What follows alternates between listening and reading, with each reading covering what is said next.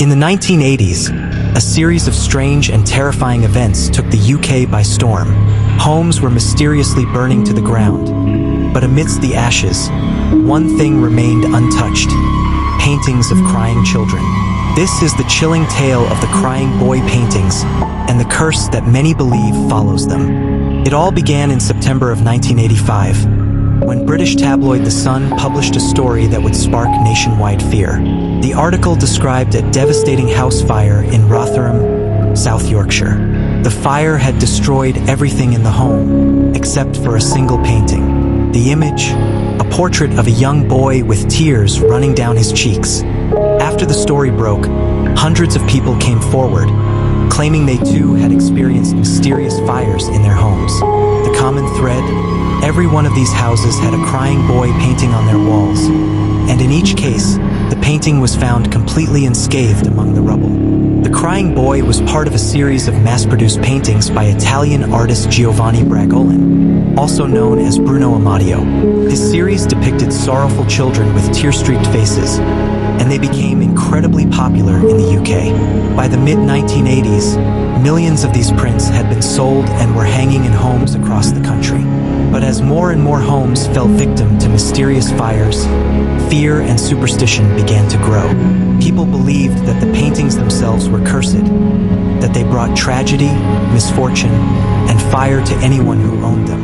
Soon, the crying boy paintings were no longer seen as harmless works of art, but as dangerous objects to be avoided at all costs.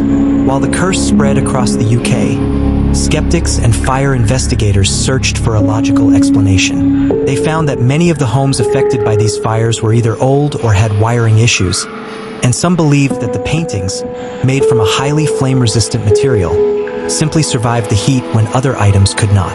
The material used for these paintings was often a glossy, varnished print that could withstand a lot of heat. This could explain why the crying boy paintings seemed to survive when everything else was destroyed.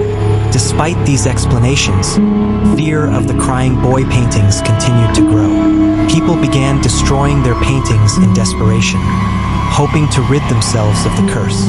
Bonfires were organized, where owners would gather to burn their crying boy paintings together, seeking relief from the supposed misfortune the artwork had brought into their lives.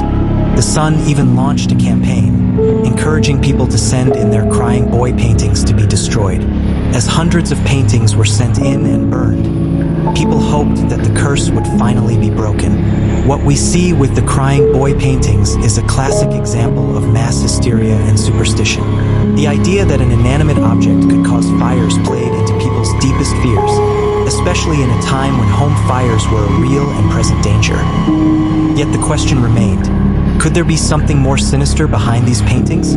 Some claimed that the artist, Giovanni Bragolin, had cursed the paintings himself, that the boys depicted were orphans who had died in tragic circumstances, and their sorrowful spirits were trapped within the art.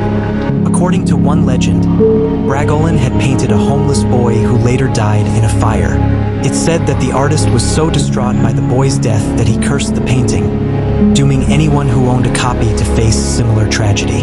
Whether this story is true or merely a myth remains unknown, but it added fuel to the fire of superstition.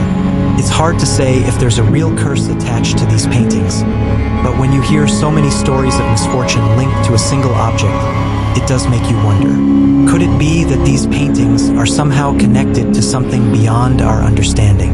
Today, the legend of the crying boy curse continues to linger. Many people refuse to own these paintings, while others dismiss it all as mere coincidence. But whether you believe in the curse or not, one thing is certain: the crying boy paintings have left a haunting legacy that endures to this day. So, if you ever come across one of these sorrowful paintings in an antique shop or hanging on the wall of an old house, ask yourself this: are you brave enough to take it home? Or will you leave it behind, just in case the curse is real?